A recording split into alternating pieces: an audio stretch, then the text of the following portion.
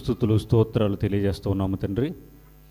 గడిచినటువంటి దినములన్నీ మీ సజీవమైన రెక్కల చోటన మమ్మల్ని అందరినీ భద్రపరిచి ఆయన క్షేమముగా సజీవులుగా మమ్మల్ని ఉంచిన విధానాన్ని బట్టి మీకు స్తుతులు స్తోత్రాలు తెలియజేస్తూ ఉన్నాము నాయన.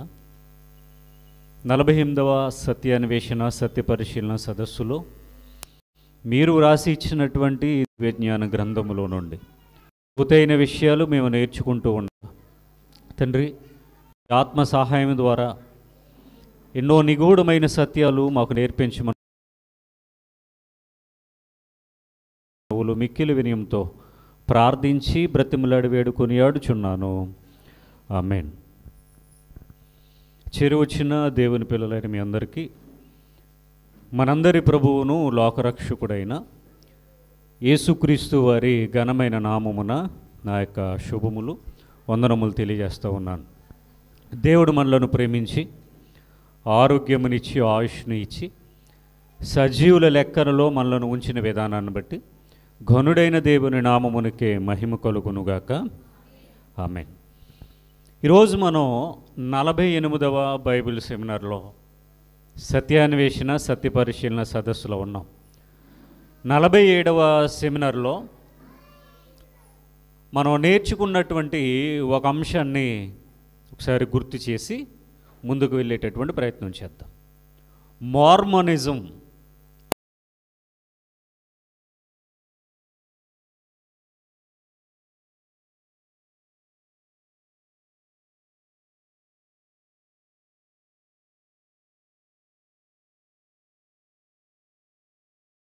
పత్రిక ప్రారంభం నుండి కొన్ని వచనాలు ఆలోచించాం.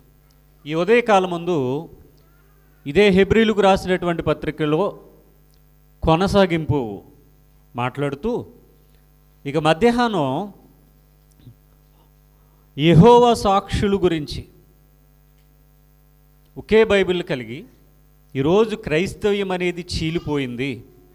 ఒక్కొక్క సంఘము ఒక్కొక్క బోధ, దీనిని బట్టి విశ్వాసులు క్రైస్తవ్యంలో నుండి తొలగిపోతూ లేక విశ్వాసంలో నుండి తొలగిపోతూ భయంకరమైన పరిస్థితికి వెళ్ళిపోతున్నటువంటి దుర్దినాలలో మనం ఉంటున్నాం. కనుక ఈ ఉదయకాలం ముందు హెబ్రీలకు రాసినటువంటి పత్రికలో నుండి మధ్యాహ్న కాలమేమో యెహోవా సాక్షుల గురించి మనం వినబోతున్నాం.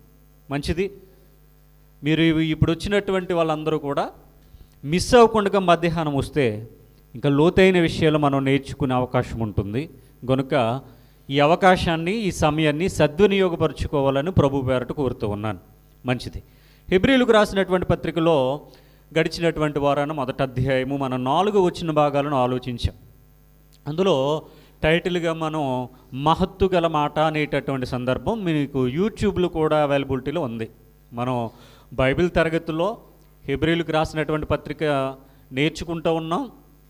చాలా ముందుకెళ్ళాం అందులో. ఇంకా అయితే రికార్డెడ్గా ఈ వాక్యాలు చాలామందికి అవసరమని మరలా సెమినార్లో మాట్లాడడం జరుగుతూ ఉంది. ఎందుకంటే ఈరోజు క్రైస్తవ్యానికి హెబ్రీలకు రాసినటువంటి పత్రిక, గలతీలకు రాసినటువంటి పత్రిక చాలా కన్ఫ్యూజ్గా ఉంటుంది. చాలా డిఫికల్ట్ సబ్జెక్ట్స్ అనేవి ఇందులో నుండి మనకు వస్తాయి. హెబ్రీలకు రాసిన పత్రిక, అదేవిధంగా గలతీలకు రాసినటువంటి పత్రిక, వీటిని గనక మనం అర్థం చేసుకుంటే దేవుని గూర్చినటువంటి జ్ఞానంలో ఒక 10 రెట్లు ముందుకెళ్ళడానికి అవకాశం ఉంటుంది. రైట్. గడిచినటువంటి వారాన మహత్తు గల మాటను గురించి మనం ఆలోచించాం. అసలు హెబ్రీయులు అనగా ఎవరు? హెబ్రీలకు రాసిన పత్రిక అని టైటిల్ కనబడుతుంది కదా. అసలు హెబ్రీయులు అనగా ఎవరు? హెబ్రీయులు అంటే ఎవరండి? హెబ్రూ అనేది భాష మనకు బైబిల్లో ప్రారంభంలో కనబడుతుంది. ఈ బైబిల్ అనేది ఆదిమ హెబ్రూ గ్రీకు భాషల్లో నుండి తర్జుమా చేశారు లేదా భాషాంతరం చేశారు, ట్రాన్స్లేట్ చేశారు. హెబ్రూ అనేది ఏంటి? భాష. హెబ్రీయులు అనగా ఎవరు? హీబ్రూ భాష లేదా హెబ్రీ భాష మాట్లాడేటటువంటి వారు.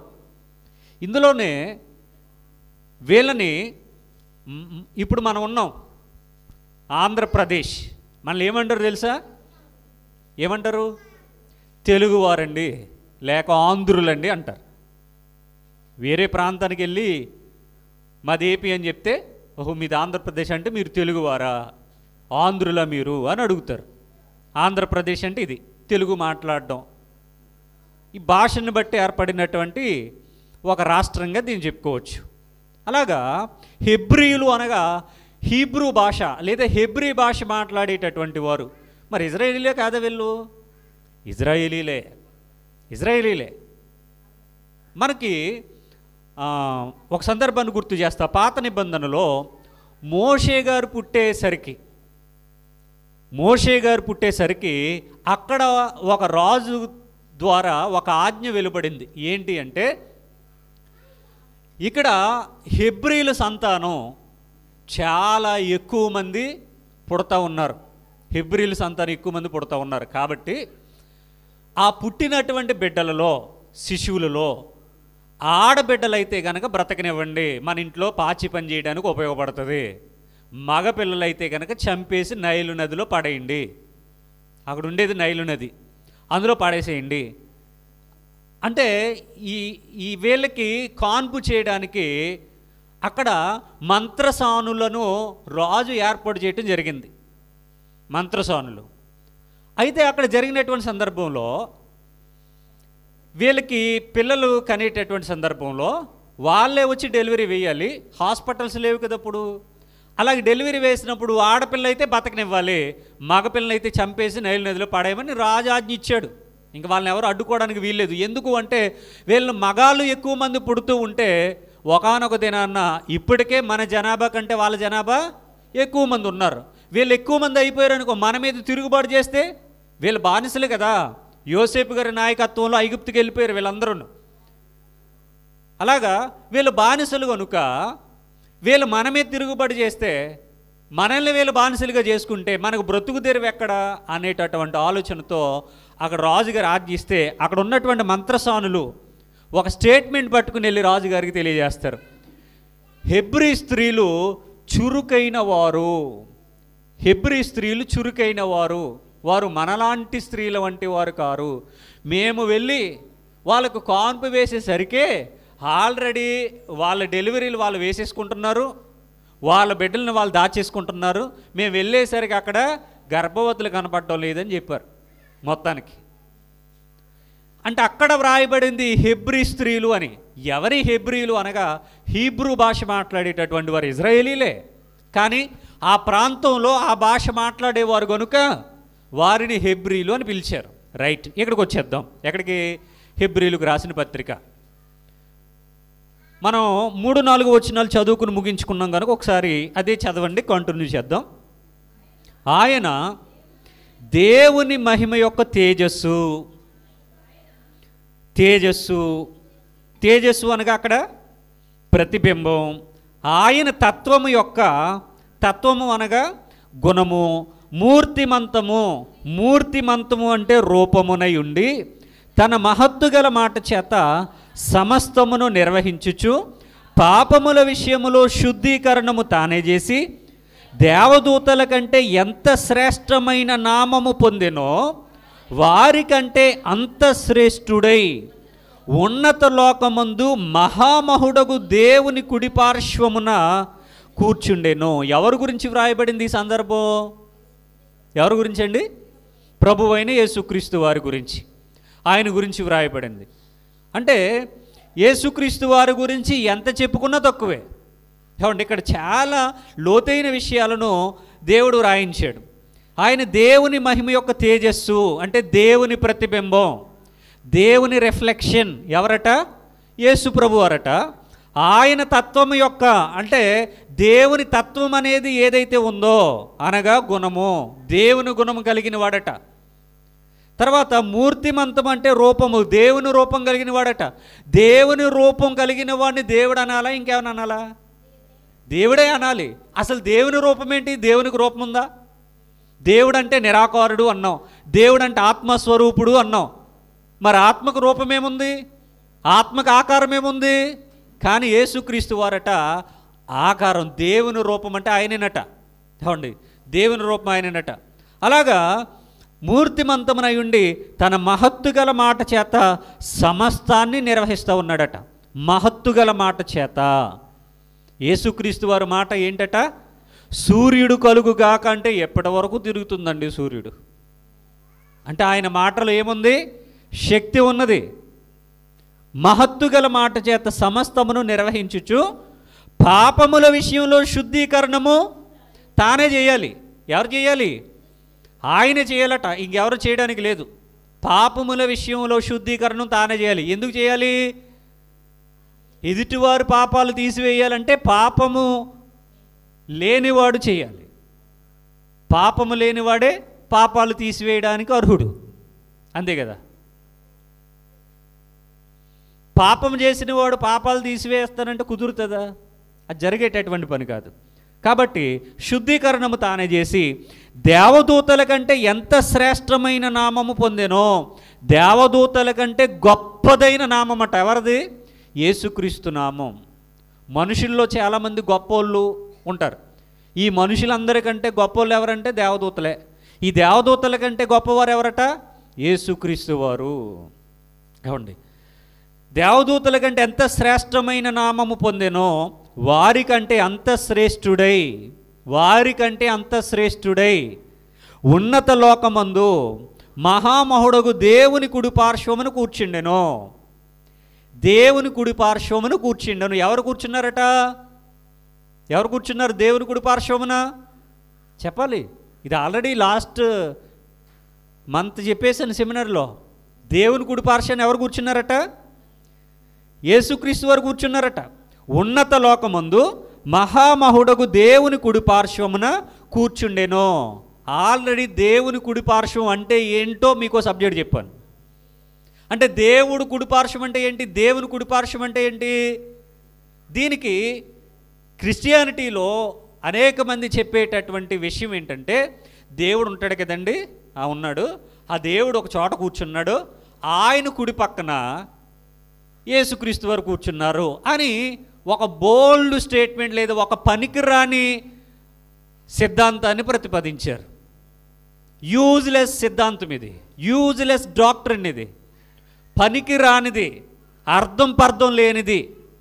బైబిల్ అంతానేమో ఒక్కడే దేవుడు అని ఉంటే వీళ్ళేం చెప్తున్నారు ఇక్కడ? దేవుడండి ఒక సింహాసనం వేసుకుని కూర్చున్నాడండి, ఆయన కుడి పక్కనేమో యేసుక్రీస్తు వారు కూర్చున్నారండి, ఎడం పక్క ఖాళీగా ఉందండి, పౌలు గారు ప్రయత్నం చేశారండి, తర్వాత ఆ దేవునికి ఎడం పక్కన కూర్చోవడానికి నేను కూడా ప్రయత్నం చేస్తున్నానని చెప్పేవాళ్ళు బోల్డు మంది ఉన్నారు. అసలు ఆత్మకి ఎడం పక్క కుడి పక్క ఏంటండి? దేవుడు ఆత్మ కదా, ఆత్మకి ఎడం పక్కలో కుడి పక్కలో ఉంటాయా? ఈ భూమి మీద కదా ఇవన్నీ ఎడమ కుడి అనేది. ఫిజికల్గా ఉండేటటువంటి కుర్చీలు సింహాసనాలు అన్నీ భూమి మీద కదా. సీఎం గారు చైరు, ప్రైమ్ మినిస్టర్ చైరు, స్కూల్లో ప్రిన్సిపాల్ చైరు, ఒక కలెక్టర్ గారు చైరు. అలాగే దేవునికి కూడా కుర్చీ ఉంటుందా? దేవునికి కూడా సింహాసనం ఉంటుందా? అంటే దేవుని అధికారం గురించి తెలియచేస్తూ దేవుడు ఇలా ఉంటాడని చెప్పడానికి, మనకు అర్థమవడానికి చెప్పినటువంటి సందర్భమే తప్ప దేవుడు సింహాసనం వేసుకుని కూర్చోడు. దేవుడేమి సింహాసనం వేసుకుని కూర్చోడండి. మరి వీళ్ళు చెప్పిన దాన్ని బట్టి అంటే దేవుడు ఉన్నాడు, దేవుని కుడి పక్కన ఈయన కూర్చున్నాడు అంటే మరి ఇద్దరు అవుతారు కదా. అంటే మరి బైబిల్ తప్పు అయిపోతుంది కదా. అప్పుడు వాళ్ళ ఎక్స్ప్లెనేషన్ అది కాదు, వాళ్ళు చెప్పేది రాంగ్. అది ఏమండి, దేవుని కుడి పార్శ్వం అంటే అది కాదు. దేవుడు అంటే మహిమ అనుకున్నామే, ఆ మహిమలో దేవుడు ఉంటే ఆయన ఎవరికి కనపడ్డ కదా. సమీపింపరని తేజస్సు అని మనం చదువుతూ ఉన్నాం. అందులో ఉంటే ఆయన ఎవరికి కనపడ్డ కదా. కనపడ్డానికి ఒక పక్కకు వచ్చి ఆయన మహిమను తగ్గించుకుని కనబడతా ఉన్నాడు. అదే కుడిపార్శ్వం అంటే. ఉదాహరణకి స్టెఫన్ గారిని రాళ్ళు పెట్టి కొడతా ఉన్నారు, రక్తం కారుతూ ఉంది, కొరప్రాణంతో ఉన్నాడు. అలాంటి సమయంలో మోకాళ్ళేసి ప్రార్థన చేస్తూ ఉన్నాడు.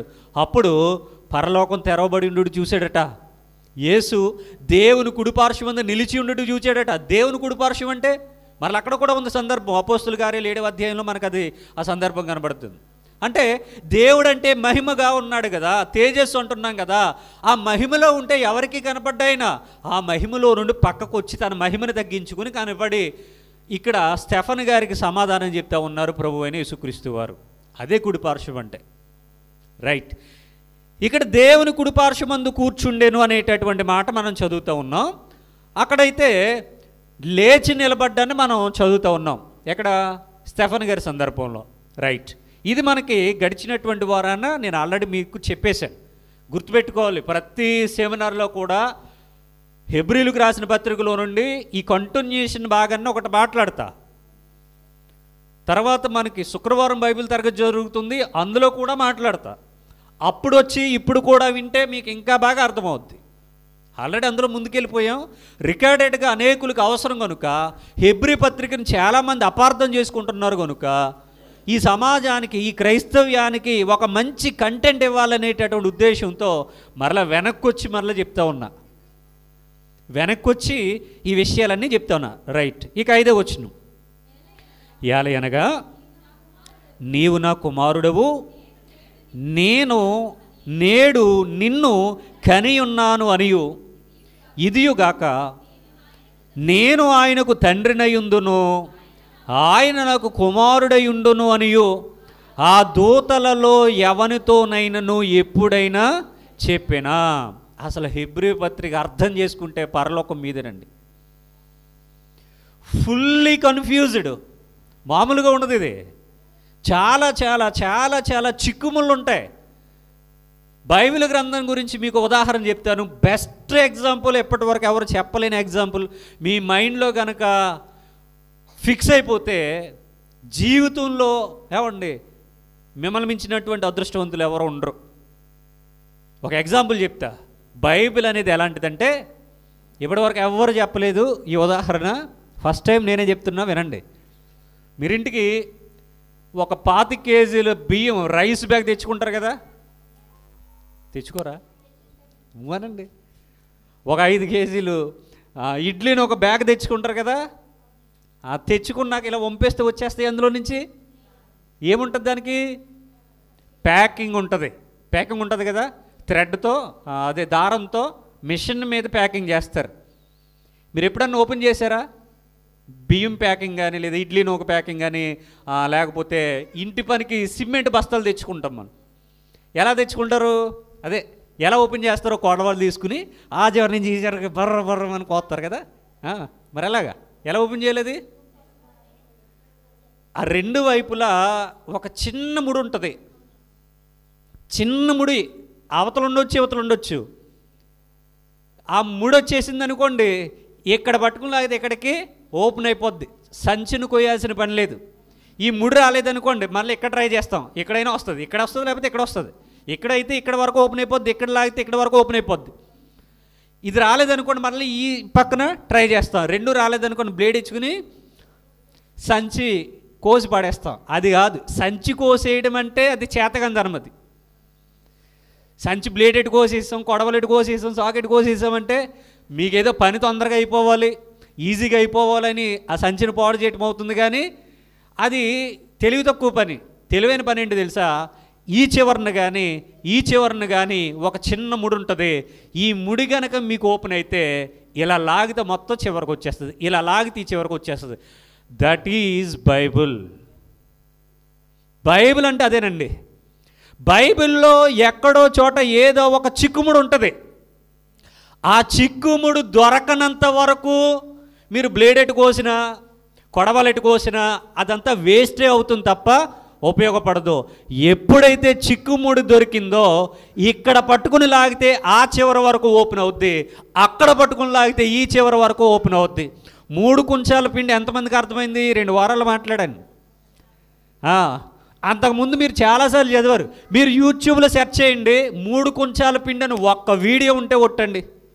ఎప్పటి వరకు ఏ క్రైస్తవుడు, ఏ పెద్ద పాస్టరు, ఏ చిన్న పాస్టరు, ఏ సంఘంలో కూడా 3 కుంచాల పిండి గురించి ఒక్కడు మాట్లాడలేదు. ఫేస్బుక్లో వీడియోలు లేవు, యూట్యూబ్లో వీడియోలు లేవు. అసలు క్రిస్టియన్ ప్రపంచంలోనే ఆ వీడియో మాట్లాడిన మగాడే లేడండి. ఒక్కడికి తెలియదండి ఆ వీడియో. అతిశయోక్తి కాదు, దేవుడే అతిశయించమన్నాడు.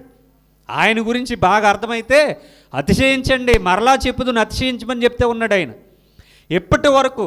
కానీ ఆ 3 కుంచాల పిండి గురించి ఎన్నిసార్లు చదివినా ఏమన్నా అర్థమవుద్దా? అర్థం కాదు. అందులో ఒక చిక్కుముడు ఉంటుంది, దాన్ని లాజిక్ అన్నారు, మర్మము అన్నారు, రహస్యము అన్నారు, సత్యము అన్నారు. అది మనకు మాత్రమే ఓపెన్ అయింది. అది మనకు మాత్రం తెలిసి. మీరు యూట్యూబ్లో వెతకండి, ఒక్క వీడియో ఉండదండి. క్రిస్టియన్ ప్రపంచంలో ఇప్పటి వరకు ఒక్క వీడియో లేదంటే చూడండి ఆ వచనం మీద. మరి ఏం చెప్పేస్తున్నారు ఈ లక్షల మంది సంఘాలు కలిగినటువంటి సేవకులు? ఏం చెప్తున్నారండి క్రైస్తవ్యానికి? ఏమండి, కనుక పులిని చూసి నక్క వాతలు వేసుకున్నట్టుగా వాళ్ళు ఏదో బాగా చెప్పేశారు, గొప్పోళ్ళు, ధనవంతులు, ఉన్నవాళ్ళు, కోటీశ్వర్లు, వాళ్ళు ఏదో జ్ఞానవంతులని ఎప్పుడు కూడా మీరు పొరబడకండి. అదంతా పొరబాటే తప్ప యూజ్లెస్. బైబిల్ని మీరు అర్థం చేసుకునే విధానం చిక్కుముడి ఉంటుంది. ఆ ముడి విప్పడం రావాలి. ముడి విప్పితే మిగిలిందంతా ఓపెన్ అవుతుంది. ఓపెన్ అవుతుందంతే. దేవుడు అలాగే రాయించాడు బైబిల్ని. దేవుడు అలాగే రాయించాడు.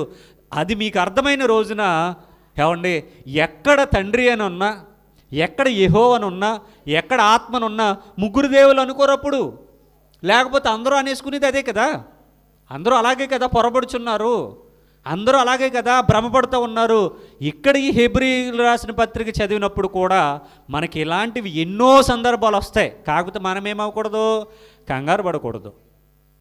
ఏమండి, మనం కంగారు పడ్డామనుకోండి, మనకు వచ్చింది మనకు తెలిసింది కూడా మర్చిపోతారు. ఎగ్జామ్ రాసేటప్పుడు పిల్లలు ఎగ్జామ్స్ రాస్తారు.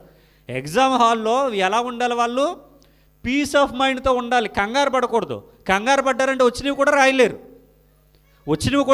అలాగా బైబిల్ వాక్యాలు చదివినప్పుడు కంగారు అయిపోకూడదు. ఆలోచించాలి, పరిశోధన చేయాలి, పరిశీలించాలి, ధ్యానించమని వాక్యం చెప్తుంది.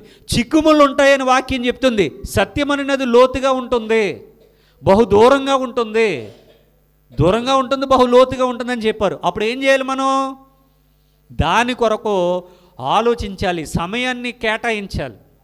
ఏమండి, ఒక మొక్క వేసాం, అది ఫలించాలంటే కొంత సమయం పడుతుంది. అలాగా ఒక పంట వేసాం, అది చేతికి రావాలంటే కొంత సమయం పడుతుంది. బైబిల్ దగ్గర కూడా మనం సమయాన్ని కేటాయించి గంటల తరబడి ధ్యానించమని చెప్పాడు దేవుడు. ధ్యానిస్తే, పరిశీలన చేసి పరిశోధిస్తే ఈ వాక్యాలన్నీ, ఈ చిక్కుముళ్ళన్నీ, ఈ రహస్యాలన్నీ, ఈ మర్మాలన్నీ కూడా ఆయన బయలుపరుస్తాడు. ఏమండి, మర్మములు బయలుపరచగల దేవుడు పరలోకమందు ఉన్నాడు అని దానియేలు గ్రంథంలో మనం చదివారు ఎప్పుడైనా? మర్మాలను కూడా బయలుపరచగల దేవుడు పరలోకమందు ఉన్నాడని దానియేలు గ్రంథంలో రాశారండి. మరి వీళ్ళకి ఎవరికి తెలియట్లేదేటి? వీళ్ళకి అక్కర్లేదు, పైపైన ఉన్న సంగతులే కావాలి. పైపైన ఏముంటాయంటే గురుగులు ఉంటాయి, గోధుమలు ఉండవు. వీళ్ళకి ఆ గురుగులు పట్టేసుకున్నారు, ఈ లోకంలో ఆనందంగా బ్రతికేస్తున్నారు. అది కేవలం ఈ లోకం మాత్రమే, ఈ లోకం కొరకు మాత్రమే తప్ప పరలోకం కొరకు కాదండి. రైట్, ఇప్పుడు చదువుదాం. నీవు నా కుమారుడువు, నేను నేడు నిన్ను కని ఉన్నాను. ఇది చదివితే వెంటనే మనకి ఏమనిపించాలి? నీవు నా కుమారుడు అంటే, నా కుమారుడు అన్నాడంటే ఆయన ఎవరై ఉండాలి? తండ్రి ఉండాలి. ఈజీగా పైన, ఏమండి, లోతైన సందర్భం కాదు, పైన ఈజీగా దొరికేసేది ఏంటి? నీవు నా కుమారుడు అని అనాలంటే ఆయన తండ్రి ఉండాలి, అంతే. అంటే తండ్రి ఉన్నాడు, ఇగో ఇక్కడ కుమారుడు ఉన్నాడు. ఈజీగా అర్థమైపోయింది చూడండి, ఎంత ఈజీ. అంత ఈజీయే మరి అందరికీ అంత ఈజీయే. మనకే ఒక వాక్యాన్ని అర్థం చేసుకోవడానికి నెలలు పడుతుంది కదా. ఎవరన్నైతే ఇప్పటికీ మత్తయి సువార్త ఎప్పుడో అయిపోను కదా. 108 భాగాలు ఉన్నాయంటే 2 ఏళ్ళు దాటేసింది మత్తయి సువార్త, 2 ఏళ్ళు అయింది. అలాగా పైన చదివేస్తే నీవు నా కుమారుడు అంటే, కుమారుడు ఎవరంటారు? తండ్రి కదా కుమారుడు అంటారు. అంటే తండ్రి అయిన దేవుడు ఒకరు, కుమారుడు ఒకరు, ఇద్దరు ఉన్నారు అనుకోవచ్చు. అలాగే అర్థం చేసేసుకున్నారు అందరూ ఈజీగా. అంత ఈజీ కాదురా నాయన అని దేవుడు చెప్తే ఉన్నాడు. మీరు అనుకున్నంత ఈజీ కాదని ఆయన చెప్తే ఉన్నాడు, రాయించిన ఆయన చెప్తే ఉన్నాడు. వీళ్ళేమో అలా అదేం లేదులే ప్రభు చాలా ఈజీ మాకు తెలిసిపోయిందని వీళ్ళు అంటున్నారు. నీవు నా కుమారుడువు, నేను నేడు నిన్ను కని ఉన్నాను. ఏమండి, అనియు ఇదియుగాక నేను ఆయనకు తండ్రినయుందును. బలాన్ని చేకూర్చడానికి నేను ఆయనకు తండ్రినయుందును, ఆయన నాకు కుమారుడై ఉండుననియు ఆ దూతలలో ఎవరితోనైనా ఎప్పుడైనా చెప్పానా అనే వాక్యం కనబడింది. ఈ సందర్భం దూతలతో ఎప్పుడైనా దేవుడు చెప్పాడా అని అడుగుతూ ఉన్నారు. ప్రశ్న ఉంది అక్కడ, ప్రశ్న. ఇప్పుడు తక్కువ సమాధానం మనోళ్ళు చెప్పేస్తున్నారు. ఏమని? దూతలతో చెప్పలేదు కానీ కుమారుడితో చెప్పారు. ఆ కుమారుడు ఎవరంటే ప్రభువైన యేసుక్రీస్తు వారు అన్నారు. అరే, సమాధానం నేను చెప్పమనలేదే, నేను సమాధానం చెప్పమనలేదు, ఇదేంటి ఆలోచించమన్నాడు ఆయన. నేను దేవదూతలతో చెప్పలేదు ఈ మాట, కానీ నేనేమో తండ్రిని, ఆయనేమో నా కుమారుడని, ఆయనేమో నా కుమారుడు, నేనేమో ఆయనకి తండ్రి, నేను కన్నాను, నేను నిన్ను కని ఉన్నాను అని దూతలతో చెప్పలేదు. అంటే దూతలతో చెప్పలేదు కానీ యేసుతో చెప్పారని వీళ్ళు చెప్పారు.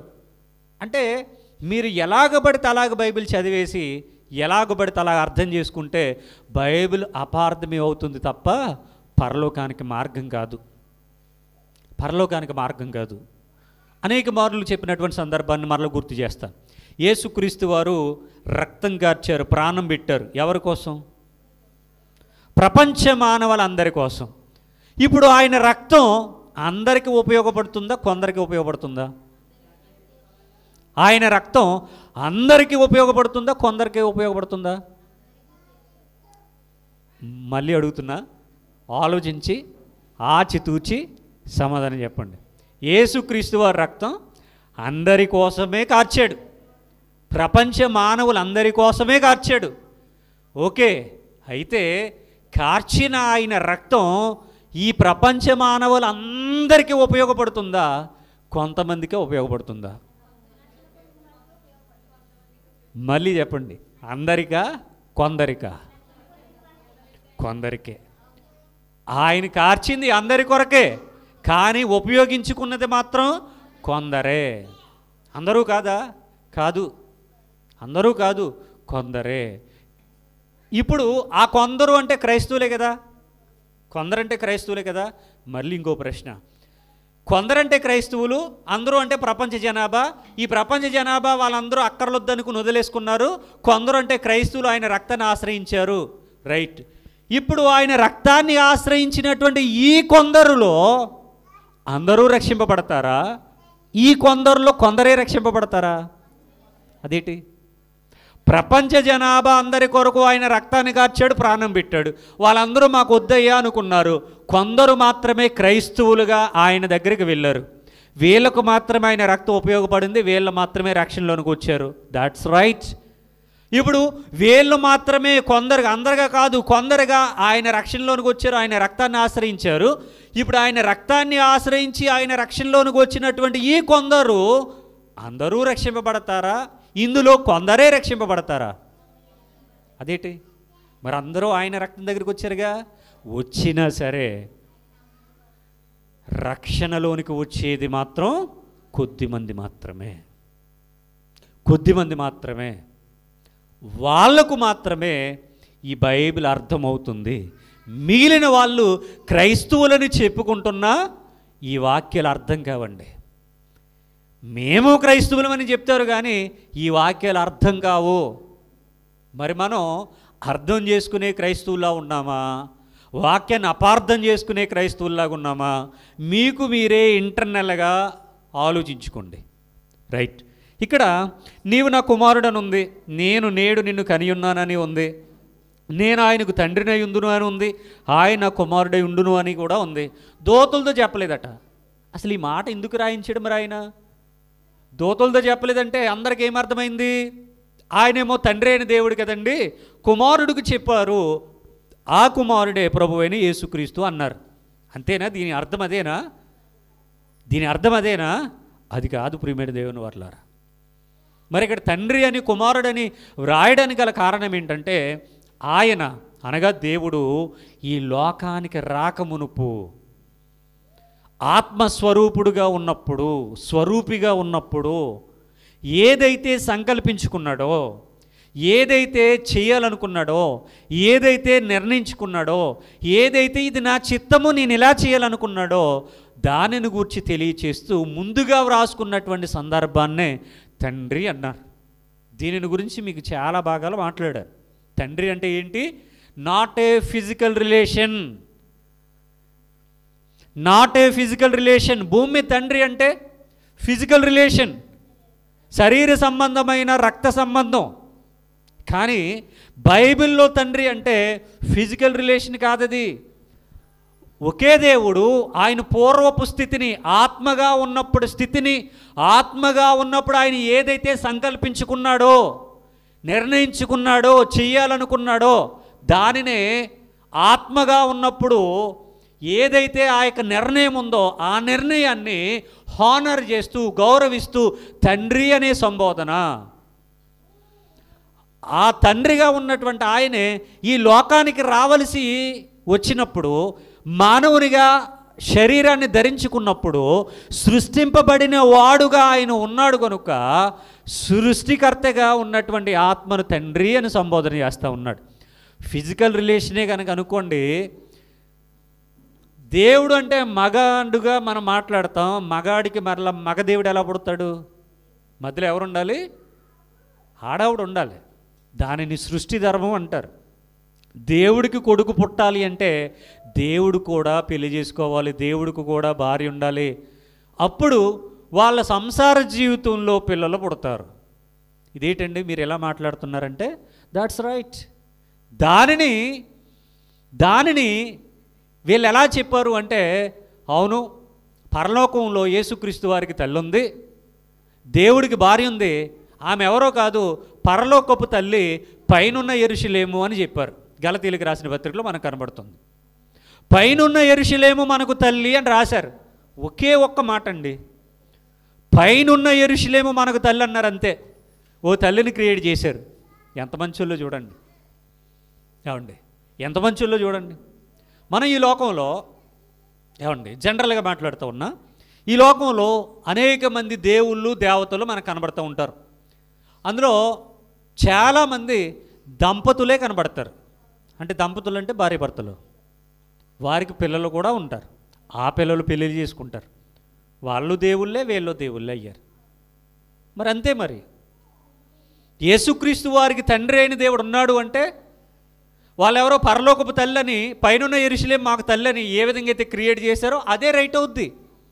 అలాగే చేయాలి కూడాను. మరి అలా చేయొచ్చా? లేదు అంటే గనక యేసుక్రీస్తు వారికి ఎవరు లేరు? ఎవరు లేరు? ఆయనకి ఎవరూ లేరు. తల్లి లేనివాడును, తండ్రి లేనివాడును దేవునికి వంశావళి ఎందుకు ఉంటుంది? ఏదే ఉండదు. స్వయంభవుడు. స్వయంభవుడు అంటే వాక్యాన్ని అర్థం చేసుకోవడం ఎంత కష్టమో, ఆ చిక్కుముడు ఎలా ఉంటుందో, దానిని ఎలాగ విప్పాలో మనం నేర్చుకోవాలండి. కీర్తనల గ్రంథం 2వ అధ్యాయము, కీర్తనల గ్రంథం 2వ అధ్యాయము 7వ వచనం. కీర్తనల గ్రంథం 2వ అధ్యాయము 7వ వచనం. కట్టడను నేను వివరించేదను, యెహోవా నాకిలాగు సెలవిచ్చెను, నీవు నా కుమారుడవు, నేడు నిన్ను కనియున్నాను. నీవు నా కుమారుడవు, నేడు నిన్ను కనియున్నాను. మనం ఇదే మాటను హెబ్రీయులకు రాసిన పత్రిక 1వ అధ్యాయం 5వ వచనంలో చదివాం. ఆ మాటకు బలాన్ని చేకూరుస్తూ కీర్తనల గ్రంథం 2వ అధ్యాయం 7వ వచనంలో కూడా ఉంది. అంటే 2 సార్లు ఉంది కాబట్టి ఇప్పుడు ఏమనాలి దీన్ని? ఇదే సత్యము, ఇదే నిత్యము అన్నమా? 2 సార్లు ఉంది కాబట్టి. సరే, 3సారి కూడా చూపిస్తా. ఇక్కడ ఏం చదివాం మనం? నీవు నా కుమారుడువు, నేడు నిన్ను కనియున్నాను అని చదివాం. సరే, ఒకసారి సమూయేలు 2వ గ్రంథం 7:14.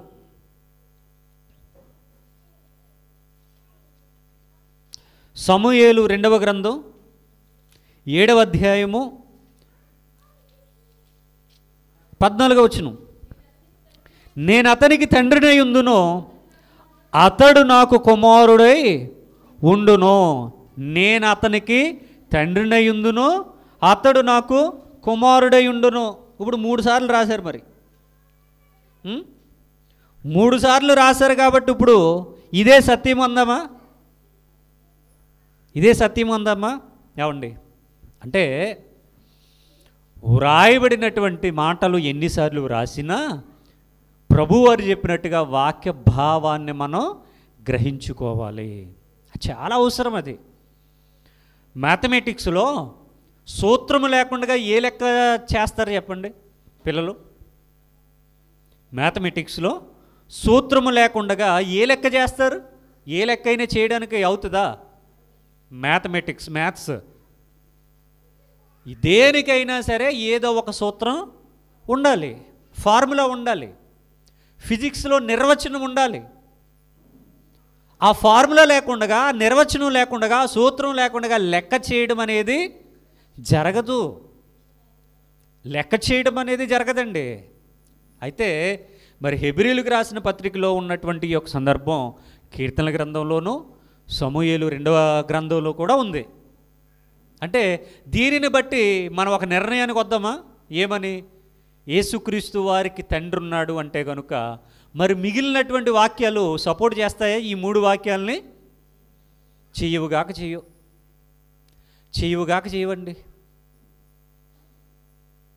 అంటే బైబిల్ని ఆలోచించడం అనేది అంత సులువైనది కాదని మనం అర్థం చేసుకోవాలి. దూతలతో ఎవనితో ఎప్పుడైనా చెప్పినా అని అడిగారు కదా ప్రశ్న. వచ్చేద్దాం. ఎక్కడ? హెబ్రీయులకు రాసిన పత్రిక. దూతలతో ఎవరితో అయినా ఎప్పుడైనా చెప్పారంటే ఆన్సర్ చెప్పలేదు. ఎందుకు చెప్పలేదంటే రావలసింది ఆయనే, చేయవలసింది కూడా ఆయనే. ఒకవేళ దూతలే చేయాలనుకోండి, దూతలకు చెప్తాడు. సింపుల్గా భూమి మీదకి వచ్చి పని చేయవలసింది దూతలే అయితే కనుక ఆయన ఎవరికి చెప్తాడు? అప్పుడు దూతలకే చెప్తాడు. కానీ భూమి మీదకి వచ్చి పని చేయవలసింది ఎవరు? ఆయనే కనుక ఇక ఆయన ఆధిక్యతను ఎవరికి ఇవ్వలేదు. ఆయన ఆధిక్యతను ఇంకెవరికి ఇవ్వలేదండి. అర్థమైందా? నీవు నా కుమారుడవు, నేను నేడు నిన్ను కనియున్నాను అనియు, ఇదియుగాక నేను ఆయనకు తండ్రినయుందును, ఆయన నాకు కుమారుడి ఉండును అనియు ఆ దూతలలో ఎవనితోనైనను ఎప్పుడైనానో చెప్పేనా అన్నారు. ఎవరికి ఎప్పుడు చెప్పలేదండి. ఎందుకు అంటే ఈ లోకానికి వచ్చి ఆయన రక్షణ సంకల్పాన్ని నెరవేర్చవలసింది ఆయనే. అందుకని పైన పాపముల విషయములో శుద్ధీకరణము తానే చేసి అనేటటువంటి మాట మనం మర్చిపోకూడదు. పాపాల విషయంలో శుద్ధీకరణ ఎవరు చేయాలి? తానే చేయాలంటే ఆయనే చేయాలి. ఆయనే చేయాలి కాబట్టి ఆయన స్థానం ఇంకెవరికి ఎవడైనా ఎలా ఇస్తాడండి? దేవుడి స్థానాన్ని ఇంకెవరికి ఇస్తాడు ఆయన? ఎవరికి ఇవ్వకూడదు, ఇవ్వడు. అవండి రైట్. 6వ వచనం. మరియు ఆయన భూలోకమునకు ఆది సంభూతిని మరలా రప్పించినప్పుడు దేవుని దూతలందరూ ఆయనకు నమస్కారము చేయవలనని చెప్పుచున్నాడు. ఏం చెప్పాడట? మరియు ఆయన భూలోకమునకు ఆది సంభూతిని మరలా రప్పించినప్పుడు అంటే దేవుడట భూమి మీదకి ఆది సంభూతిని రప్పించాలనుకున్నాడట. అంటే ఇద్దరు కనబడుతున్నారు కదా. మరి అక్షరాలలో అలా కనబడతారు, భావంలోనికి వెళితే అలాగా ఆలోచించడానికి వీల్లేదు. అంటే మీకు ఈజీగా అర్థమవడానికి చెప్తున్నా. ఆయన భూలోకమునకు ఆది సంభూతిని మరలా రప్పించినప్పుడు అంటే అర్థం ఏంటంటే దేవుడు భూమి మీదకి నరావతారిగా మానవుడిగా ఈ లోకానికి రావాలి అని అనుకున్నప్పుడు ఆయన సంకల్పం ముందు చూడండి, ఆ సంకల్పాన్ని రాశారు. ఇక్కడ రాసింది ఏంటిది? సంకల్పము. అందుకనే ఆయన భూలోకమునకు ఆది సంభూతిని మరలా రప్పించినప్పుడు అన్నారు. సంకల్పం జరిగిపోయిన తర్వాత రాసే విషయం అనుకోండి, దేవుడు ఇలా చేద్దామనుకున్నారు చేశారు, ఇలా వద్దామనుకున్నారు వచ్చారని రాస్తారు. ఇది సంకల్పంలో వ్రాయబడిన సందర్భం. ఇది దేవుడు అనేది కానీ తండ్రి అనేది కానీ సంకల్పంలో ఉన్న సందర్భం. అర్థమవుతుందా? కన్ఫ్యూజ్గా ఉంటే తర్వాత అడగండి, చెప్తా. మీరు ఫ్రైడే బైబిల్ క్లాస్కి వస్తే మరి కన్ఫ్యూజ్ ఏముండదు. రానోళ్ళకి కొంచెం ఇబ్బందిగా ఉండొచ్చేమో. ఆయన భూలోకమునకు ఆది సంభూతిని అంటే ఆది సంభూతుడని ఆయన ఒక ఆయన ఉన్నాడు, ఆయన అనే దేవుడు ఒక ఆయన ఉన్నాడు, ఇద్దరున్నారు కదండి. అంటే కనుక మీకు అక్షరాలలో అక్షరార్థంగా చూస్తే మీకు ఇద్దరు కనబడతారు. కానీ అక్కడ ఉన్నది ఏంటంటే ఆయన ఆత్మస్వరూపిగా ఉన్నప్పుడు, ఆయన ఒక సంకల్పాన్ని కలిగి ఉన్నప్పుడు, భూమి మీదకి ఇంకా రానప్పుడు, అప్పుడున్నటువంటి సందర్భంలో తండ్రి అని పిలిచేటటువంటి సందర్భంలో తన చిత్తము భూమి మీద జరగాలని ఆయన నిర్ణయించుకున్నటువంటి నిర్ణయంలో వ్రాసినటువంటి సందర్భం. ఆయన భూలోకమునకు ఆది సంభూతిని మరలా రప్పించినప్పుడు, అంటే దేవుడు రప్పిస్తాడని కాదు, దేవుడే వస్తాడు, దేవుడే వస్తాడు. అది మనం అర్థం చేసుకోవాలి. రైట్. ఎవరిని పంపిస్తాడట? ఆది సంభూతిని పంపిస్తాడట. అంటే దేవుడు ఆది సంభూతిని పంపిస్తాడట. అంటే సంకల్పం అనేది దేవుడు, దేవుడు అనేది సంకల్పం, తండ్రి అనేది సంకల్పం. సంకల్పం అంటేనే ఆత్మ, నిర్ణయం, స్వచిత్తం, స్వనీతి, ఏదైనా కావచ్చు. ఆయన అంటే అలా అనుకున్నాడు. అప్పుడు నేను ఆది సంభూతునిగా ఈ లోకానికి రావాలని అప్పుడు అనుకున్నాడు. అప్పుడు అనుకున్న దాన్ని ఇక్కడ రాశారు. అప్పుడు అనుకున్న దాన్ని ఇక్కడ రాశారు. జాగ్రత్తగా ఆలోచించుకోవాలి. రైట్. ఎవరిని రప్పించాలనుకున్నాడు? ఎవరిని? ఆది సంభూతుని. ఆది సంభూతుడు అనగా ఎవరు చూద్దామా? కొలస్సీలకు రాసిన పత్రిక 1వ అధ్యాయం.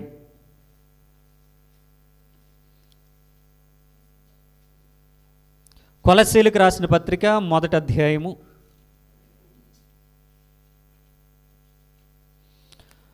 15వ వచనం. ఆయన అదృశ్య దేవుని స్వరూపి అయి. ఆయన అంటే ఎవరు? యేసుక్రీస్తు వారు. అదృశ్య దేవుడు అంటే ఎవరు? అదృశ్య దేవుడు కనబడతాడా? కనబడ్డు. అప్పుడు ఉన్నాడని చెప్పడానికి అవకాశం ఉందా? అదృశ్యుని ఉన్నాడని ఎలా చెప్తారండి? ముట్టుకోవడానికి వీల్లేదుగా, చూడడానికి వీల్లేదు, ఆయన స్వరము వినబడదు. మరి అప్పుడు అదృశ్యుడైన దేవుడు ఉన్నాడని ఎలా చెప్తాం? చెప్పలేం. కాబట్టి నిరూపించుకోవడానికి ఆయన దృశ్య రూపంలోనికి వచ్చాడు. ఏమండి? అదృశ్య దేవుని స్వరూపి అయి సర్వ సృష్టికి ఆది సంభూతుడు. సర్వ సృష్టికి ఆది సంభూతుడు. ఆది సంభూతుడు ఎవరైనా? సర్వ సృష్టికి ఆది సంభూతుడు దేవుడే. దేవుడే ఈ లోకానికి ఆది సంభూతునిగా వచ్చారు. ఆది అనగా ఆది. ఆది యందు దేవుడు అంటే దేవుడే ఆది. ఆరంభం ఆయనే, ముగించేది ఆయనే, అంతం ఆయనే. ఏమండి? ఆయనే. ఆది యందు దేవుడు భూమి ఆకాశములను సృజించెను. ఆది యందు వాక్యం ఉండెను, ఆ వాక్యము దేవుడై ఉండెను. ఏమండి? ఇక్కడ ఆయన భూలోకమునకు ఆది సంభూతిని మరలా రప్పించినప్పుడు, ఆది సంభూతుడు అంటే మొట్టమొదటి వాడు ఆయనే. అందుకనే ఆదియు అంతము, అల్ఫయు ఓమెగయు. ఎవరు? యేసుక్రీస్తు వారు. ఆది ఆయనే, అంతము ఆయనే, అల్ఫయు ఆయనే, ఓమెగయు ఆయనే, ఆది అంతం ఆయనే. గనుక ఆది సంభూతుడు అంటే ప్రభువైన యేసుక్రీస్తు వారు మరలా రప్పించినప్పుడు దేవుని దూతలందరూ ఆయనకు నమస్కారము చేయవాలని చెప్పుచున్నాడు. దేవుని దూతలు ఏం చేయాలట? నమస్కారం చేయాలట. ఎప్పుడైనా చేశారా? దేవుని దూతలు నమస్కారం చేశారా? ఎవరికి? ఆది సంభూతుడు భూమి మీదకి వచ్చినప్పుడు దేవుని దూతలంతా నమస్కారం చేయాలట. మిమ్మల్ని ప్రశ్న అడుగుతా, మరి ఆది సంభూతుడిగా దేవుడి లోకానికి రానప్పుడు నమస్కారం చేయలేదా ఎప్పుడును? పరిశుద్ధుడు పరిశుద్ధుడు పరిశుద్ధుడు పరిశుద్ధుడు అని గాన ప్రతిగానాలు చేశారే. కోటాను కోట్ల దేవదూతలు 2 రెక్కలతో కళ్ళు కప్పుకున్నారు, 2 రెక్కలతో ఎగురుతున్నారు, 2 రెక్కలతో శరీరాన్ని కప్పుకున్నారు. గడప కమ్ములు పునాదులు అదిరిపోతూ ఉన్నాయి. దేవాలయము మందిరము ధూమముతో నిండిపోయింది. ఇంత జరిగినా అక్కడ దేవుడు ఎలా ఉన్నాడో వాళ్ళు చూడలేదండి. అసలు ఎప్పుడు ఎవరు చెప్పిన ఒక సీక్రెట్ రివీల్ చేస్తున్నా మరలా. ఏంటంటే అపవాది మనసులో లేక ప్రధాన దూత మనసులో ఒక దురాలోచన పుట్టింది కదా. ఏమని? దేవుని సింహాసనమునకు పైగా నా సింహాసనాన్ని వేసుకోవాలనుకున్నాడు. దేవదూతలందరితో నాకు నమస్కారం పెట్టించుకోవాలనుకున్నాడు. వీళ్ళందరి మీద అధికారం కలిగి ఉండాలనుకున్నాడు. వై? ఎందుకు? ఎందుకు వీళ్ళందరితో నమస్కారం పెట్టించుకోవాలనుకున్నాడు? ఎందుకు దేవుని సింహాసనానికి పైగా వేసుకోవాలి వాడి సింహాసనాన్ని అనుకున్నాడు? ఎందుకు నక్షత్రాల కంటే పైగా వీడు వెలగాలి అనుకున్నాడు? ఎందుకు అధికారం చెలాయించాలనుకున్నాడు? ఎందుకు ఎందుకు ఎందుకు వచ్చింది ఈ దురాలోచన వీడికి? ప్రధాన దూతగా ఉన్నవాడు అపవాదిగా మారిపోయాడు కదా, ఎందుకు వచ్చింది ఈ దురాలోచన? కారణం ఏంటి చెప్పన? కారణం దేవుడు ఎలా ఉంటాడో వీడు చూడలేదు, వీడికి దేవుడు కనబడలేదు. దేవుడు ఎలా ఉంటాడో వీడికి తెలియదు. తెలియని దేవుడికి ఆరాధన చేస్తూ ఉన్నాడు, తెలియని దేవునికి పాటలు పాడుతూ ఉన్నాడు, కనబడిన దేవునికి పొల్లు దండాలు పెడతా ఉన్నాడు, నమస్కారాలు పెడతా ఉన్నాడు, స్తుతులు చెబుతూ ఉన్నాడు, స్తోత్రాలు చెబుతూ ఉన్నాడు, ఆరాధన చేస్తూ ఉన్నాడు, గాన ప్రతిగానాలు చేస్తూ ఉన్నాడు. పరిశుద్ధుడు పరిశుద్ధుడు పరిశుద్ధుడు పరిశుద్ధుడు అని మానక రేయింబగళ్ళు కూడా గాన ప్రతిగానాలు చేస్తూ ఉన్నాడు. దేవుడు ఏ రోజు కూడా ఏ దేవదూతకి కూడా కనబడలేదు. ఇప్పుడు వీడు అనుకుంటున్నాడు, అసలు దేవుడు ఉన్నాడా లేడా? ఉంటే కనబడాలిగా, ఉంటే మాట్లాడాలి కదా, ఉంటే వచ్చి సింహాసనం మీద కూర్చోవాలి కదా. ఏడి దేవుడేడి? అసలు ఉన్నావా, నువ్వు ఉన్నావా లేవా అని అడిగాడు ఒకానొక రోజున. ఒకానొక రోజున వీడికి ఇంత ఆలోచన ఎందుకు వచ్చింది? ఎగ్జాంపుల్ చెప్తా. మీ ఇంట్లో బంగారం ఉంది, బోలెడంత బంగారం ఉంది. మీరింటికి సరిగా రారు, ఇంట్లో ఉండరు, ఏదో పాడైపోయిన తాళం కప్పేసి 10 రోజులకి 20 రోజులకు వస్తూ ఉంటారు. ఇంట్లోనేమో బంగారం ఉంది, మీరింటి దగ్గర ఉండరు. మీరింటి దగ్గర ఉన్నారనుకోండి, మీ బంగారం సేఫే. అసలు ఇంటి దగ్గర ఉంటేనే దొంగతనాలు జరుగుతాయి. అసలు ఇంట్లో లేకపోతే ఎలా ఉంటుంది? ఈయన ఉంటాడా, ఉన్నాడా, వస్తాడా, రాడా?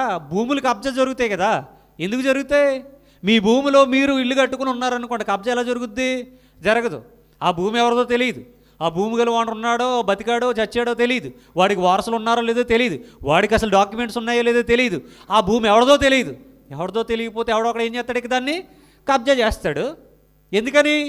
ఆ ఓనర్ ఉన్నాడా, ఎప్పుడైనా వచ్చాడా, చూసుకున్నాడా, ఇల్లు కట్టాడా, బేస్మెంట్ వేసాడా, వచ్చాడా, నా స్థలం అంది ఎవరికైనా చెప్పాడా, వస్తూ ఉన్నాడా, వెళ్తూ ఉన్నాడా? ఎవరికీ తెలియదు. ఎవరికీ తెలియకుండా ఎన్నో ఏళ్ళుగా 20 ఏళ్ళు 30 ఏళ్ళు 40 ఏళ్ళు 50 ఏళ్ళు ఖాళీగా ఉంటే ఏం చేస్తారు? అప్పుడు ఎవరొకరు దాన్ని ఆక్యుపై చేసుకుంటారు, దాని మీద డాక్యుమెంట్ పుట్టించుకుంటారు, ఇది నాది అని అక్కడ పాగా వేసి కూర్చుంటారు. అదే కనుక వాండర్ ఉన్నాడు అనుకోండి, ఎవరన్నా వచ్చి అక్కడ ఉండడానికి అవకాశం ఉంటుందా? ఉండదు కదా. Same formula. దేవుడు ఉన్నాడు. ఎలా ఉన్నాడు? నిరాకారుడు, ఆకారం లేదు ఆయనకి. కనపడతాడా? కనపడ్డు. మాట్లాడతాడా? ఆయన స్వరం ఎవరు వినలేదుగా, వినపడ్డు. ఆయన స్వరం వినపడదు, ఆయన ఉంటే కనపడ్డు, ఆయన ముట్టుకోవడానికి లేదు. ఉన్నాడంటే చెప్పలేము, లేడంటే చెప్పలేము. కానీ వీళ్ళేం చేస్తున్నారు? దేవదూతలందరూ గానము ప్రతిగానము, పాటలు, స్తుతులు, స్తోత్రాలు, నమస్కారాలు, పూజలు, నోములు మామూలుగా లేదు అక్కడ. ఇంత జరుగుతూ ఉంటే ఎంతకాలమని కనబడని దేవుడు దేవుడా దేవుడా దేవుడని మొక్కుతాం మనం. ఏడి దేవుడేడు అసలు? కాబట్టి ఎందుకు వచ్చిన గొడవ? ఆ సింహాసనం ఏదో నేనే వేసుకుని, అధికారం ఏదో నేనే కలిగి, దాని మీద నేనే కూర్చుంటే ఇప్పుడు వీళ్ళందరూ కూడా, ఇప్పుడు వీళ్ళందరికీ నేను కనబడుతున్నానుగా, నేను మాట్లాడుతున్నానుగా, నా మాట వీళ్ళు వింటున్నారు కదా, వీళ్ళందరి మీద నేను అధికారినే కదా. కాబట్టి రేయ్, మీ స్తుతులు స్తోత్రాలు ఇవన్నీ ఆప్ చేయండి, ఇకపై నేనే మీ దేవుణ్ణి, నన్నే పూజించి నన్నే మొక్కండి అన్నాడు. అప్పటి వరకు దేవుడే పట్టించుకోలేదు. ఎప్పుడైతే ఈ ఆలోచన వచ్చిందో అప్పుడు పరలోకంలో యుద్ధం జరిగింది.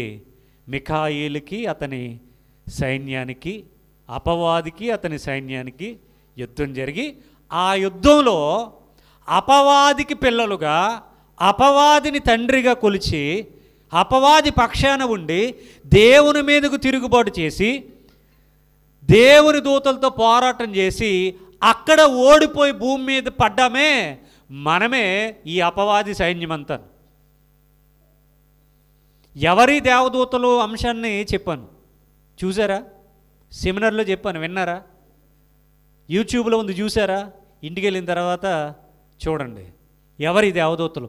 ఆ రోజు అపవాదిని తండ్రిగా కలిగి అపవాదికి పిల్లలుగా ఉండి దేవుని మీద తిరుగుబాటు చేసి దేవుని దూతల మీదకి మనం యుద్ధానికి వెళ్ళి ఆ యుద్ధంలో ఓడిపోయి భూమి మీద పడ్డామే.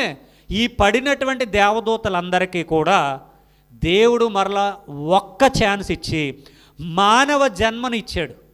మనం అందరం ఎవరమనుకుంటున్నాం? దెయ్యాలు, దెయ్యం పిల్లలు మనమందరం. అందుకని అన్నాడు ఆయన సర్ప సంతానమా అని. గుర్తునేమండండి ఆయన, జోకులేడు ఆయన. సర్ప సంతానం, మనమందరం సర్ప సంతానమే. ఈ సర్ప సంతానం దేవుని సంతానం అవ్వడానికి ఒకే ఒక ఛాన్స్ ఉంది. దానిని సద్వినియోగం చేసుకుంటే యేసుక్రీస్తు దేవుడని నమ్ముతారు. మాకు అక్కర్లేదు అనుకుంటే సర్ప సంతానమే. క్రిస్టియానిటీలో ఉండే సర్ప సంతానం ఇది. మొత్తానికి నరకానికి పోతారు. అది అందులో ఉన్న ఆంతర్యం. అంటే దేవుడు కనబడకపోతే దేవుడి సింహాసనానికి ఎసరెట్టేవాడు తయారయ్యాడు అక్కడ. అందుకనే వాడు అపవాదిగా మారిపోయాడు. మరి ఇలాగ మనం ఆ రోజు దేవదూతలు ఎవరు కూడా దేవుణ్ణి చూడలేదు అని మనం నిర్ధారించుకోవాలి. భూలోకానికి ఆది సంభూతుని మరలా రప్పించినప్పుడు ఎవరు చూశారట? దేవదూతలు చూసి నమస్కారం చేశారట. ఇప్పుడు చదివాం కదా మనం. ఎక్కడ? హెబ్రీ 1:6లో చదివాం కదా. ఆయన భూలోకమునకు ఆది సంభూతిని మరలా రప్పించినప్పుడు దేవుని దూతలందరూ, దేవుని దూతలంటే దేవదూతలందరూ ఆయనకు నమస్కారం చేశారట. ఆయనకు నమస్కారం చేయాలని చెప్తే ఉన్నాడట. మరి అంతకుముందు చేయలేదు నమస్కారం చేద్దురు, కానీ ఆయన కనబడలేదు వాళ్ళకి. భూమి మీదకి దేవుడు వచ్చిన తర్వాత అప్పుడు వాళ్ళు కూడా భూమి మీదకి వచ్చి ఏమండి మరియ గారి డెలివరీ అయినప్పుడు పరిచర్య చేశారట. విన్నారా? మరియ గారికి డెలివరీ చేసింది ఎవరు? దేవదూతలు. సత్రంలో ఉన్న వాళ్ళు అనుకుంటున్నారా? మంత్రసానులు, మంత్రగత్తెలు అనుకుంటున్నారా? హాస్పిటల్ అనుకుంటున్నారా? లేదు, మరియ గారికి డెలివరీ వేసింది దేవదూతలు. యోసేపు గారు కాదండి. యోసేపు గారు అనుకుంటున్నారేమో, యోసేపు గారు కాదు. యోసేపు గారికి అంతా అయిపోయిన తర్వాత రావయ్య లోపలికి అన్నారు, అంతే. అప్పటి వరకు బయటే ఉన్నాడు, చల్లో బయటే ఉన్నాడు. ఎందుకంటే యోసేపు చూడడానికి వీల్లేదు, యోసేపు ముట్టుకోవడానికి వీల్లేదు. దేవదూతలు వచ్చి పరిచర్య చేసి, పరిచర్య అంటే ఏంటి? డెలివరీ టైంలో పరిచర్య అంటే ఏంటండి? అంతే కదా. బిడ్డ పుట్టడం, ఆ ఉమ్మ నీటి తొడుగులో నుండి బిడ్డను బయటికి తీయడం, బిడ్డను క్లీన్ చేయటం, రక్తాన్ని క్లీన్ చేయటం, చర్మానికి అదంతా అంటుకుని ఉంటుంది, పాకుడు అంటాం, దాన్నంతా క్లీన్ చేయటం, బట్టలు శుభ్రం చేయటం, బొడ్డు కట్ చేయటం, బొడ్డు ముడేయటం, మరియ గారిని శుభ్రం చేయటం, ఇదంతా ఎవరు చేశారనుకుంటున్నారు? దేవదూతలండి. ఎప్పుడైతే ఆది సంభూతుడుగా దేవుడు ఈ లోకానికి వస్తాడో అప్పటి వరకు పరలోకంలో ఉన్న దూతలు కూడా దేవుని చూసే భాగ్యం వాళ్ళకి లేదు. దేవుని చూసే భాగ్యం వాళ్ళకి లేదు. అందుకనే ఏమండి తిమోతికి రాసినటువంటి మొదటి పత్రిక 3:16 తిమోతికి రాసినటువంటి మొదటి పత్రిక 3:16 నిరాక్షేపముగా దైవభక్తిని గూర్చిన మర్మము గొప్పదై ఉన్నది. ఆయన సశరీరుడిగా ప్రత్యక్షుడాయను. ఆయన అనగా చెప్పాలి, చాలాసార్లు చెప్పేసుకున్నాం కదా. దేవుడు యేసుక్రీస్తు అనకూడదు. అందుకని అడుగుతాను నేను ప్రతిదీ కూడా మీకు చెప్పేసి అనేక మార్లు మీకు చెప్పి మరలా ఎందుకు అడుగుతానంటే అక్కడ యేసుక్రీస్తు అంటే తప్పు అయిపోద్ది. దేవుడు సశరీరుడుగా ప్రత్యక్షుడయ్యను. దేవుడు God was manifested in the flesh అనేసి ఉంటుంది ఇంగ్లీష్ బైబిల్లో. అవునండి, దేవుడు సశరీరుడుగా ప్రత్యక్షుడయ్యను, ఆత్మ విషయమున నీతిపరుడని తీర్పునందెను, దేవదూతలకు కనబడెను. ఎవరు కనబడ్డారు? దేవుడు కుమారుడుగా కనబడ్డాడు. అంతకుముందు దేవుడు తండ్రిగా ఉన్నాడు, దేవుడు కుమారుడిగా ఈ లోకానికి వచ్చి అప్పుడు కనపడ్డాడు. దేవుడు దేవుడిగా కనబడలా. దేవుడు దేవుడిగా వాళ్ళెవరికి, దేవదూతలు ఎవరికి కనిపించలేదు. వాళ్ళు నమస్కారం చేశారు, అంటే స్తుతులు స్తోత్రాలు చెప్పారు, పాటలు పాడారు, గాన ప్రతిగణాలు చేశారు, పరిశుద్ధుడు పరిశుద్ధుడు అన్నారు. కానీ దేవుణ్ణి వాళ్ళు చూడలేదు, దేవుడు వాళ్ళకు కనబడలేదు.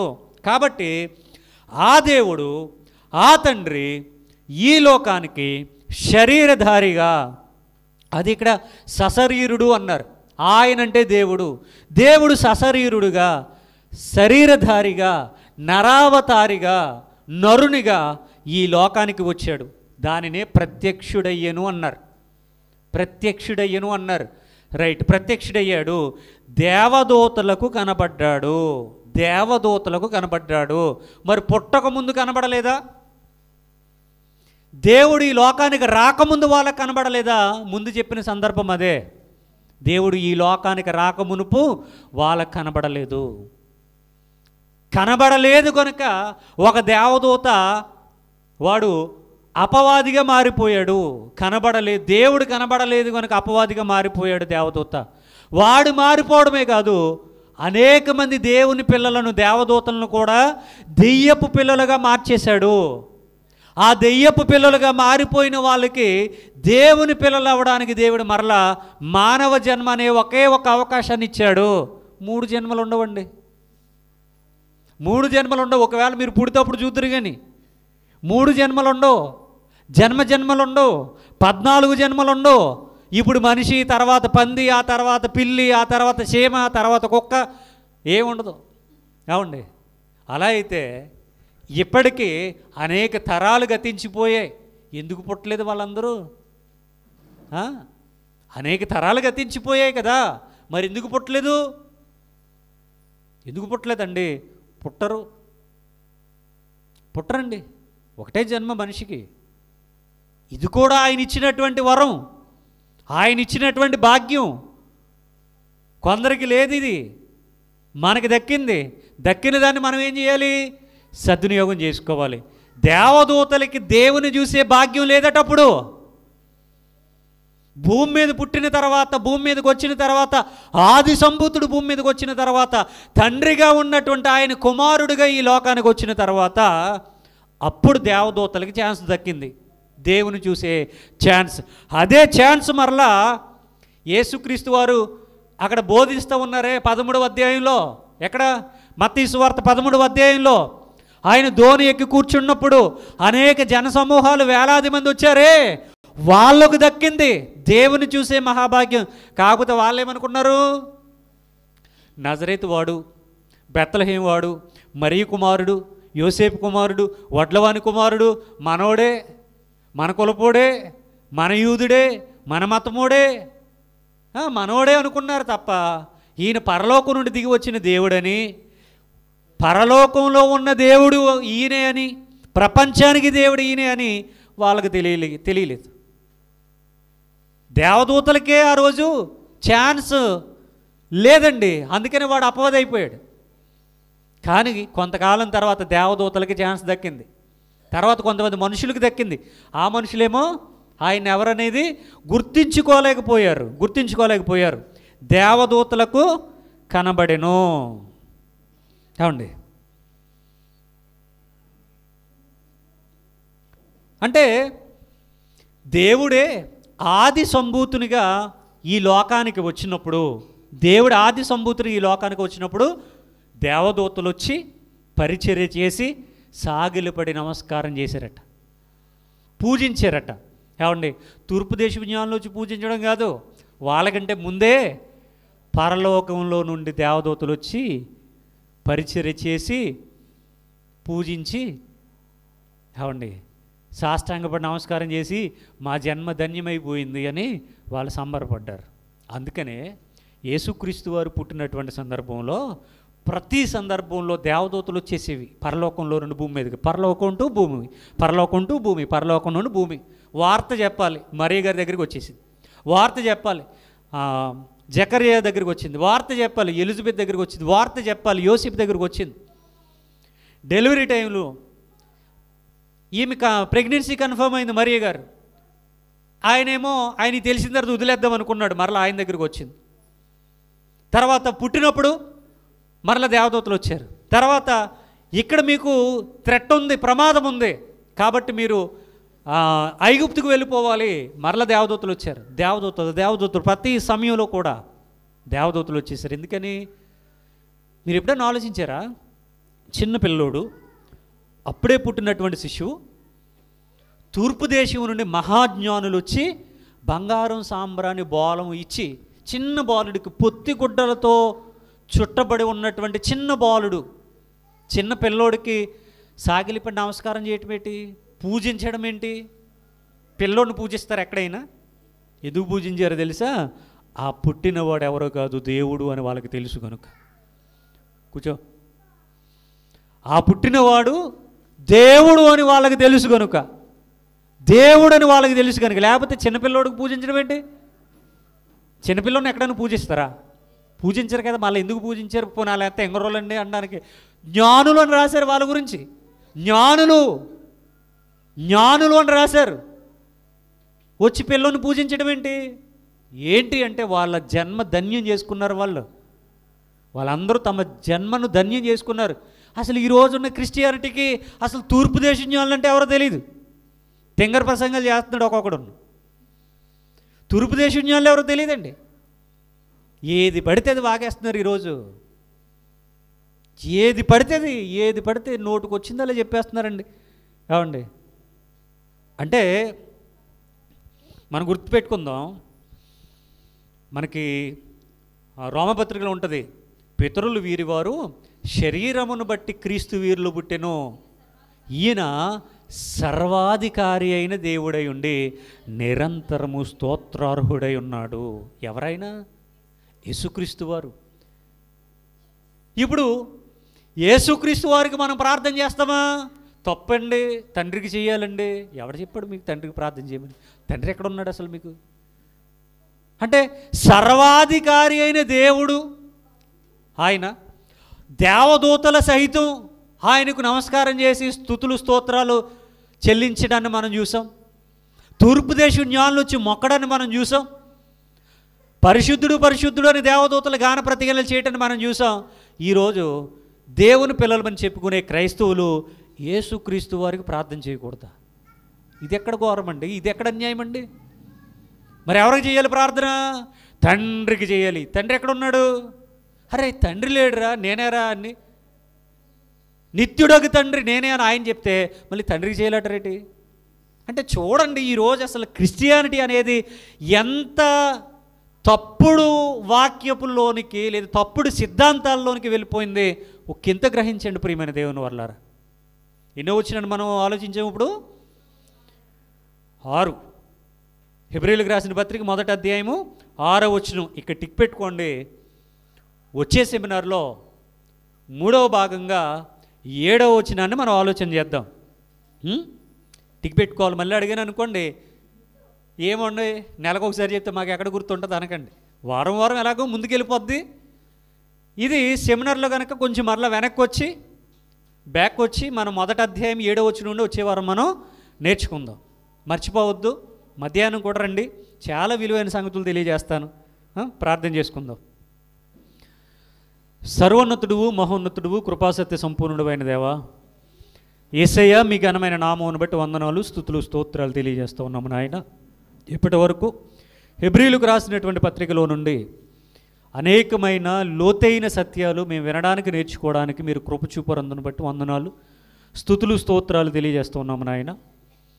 ఎన్నో మర్మయుక్తమైనటువంటి సంగతులు, కనీవిని ఎరుగినటువంటి సంగతులు, క్రైస్తవ్యానికి తెలియనటువంటి సంగతులు, చిన్నవారముగా కొద్దివారముగా ఉన్నటువంటి మాకు మీరు నేర్పిస్తున్న విధానాన్ని బట్టి కృతజ్ఞతాస్తుతులు చెల్లిస్తున్నాము నాయన.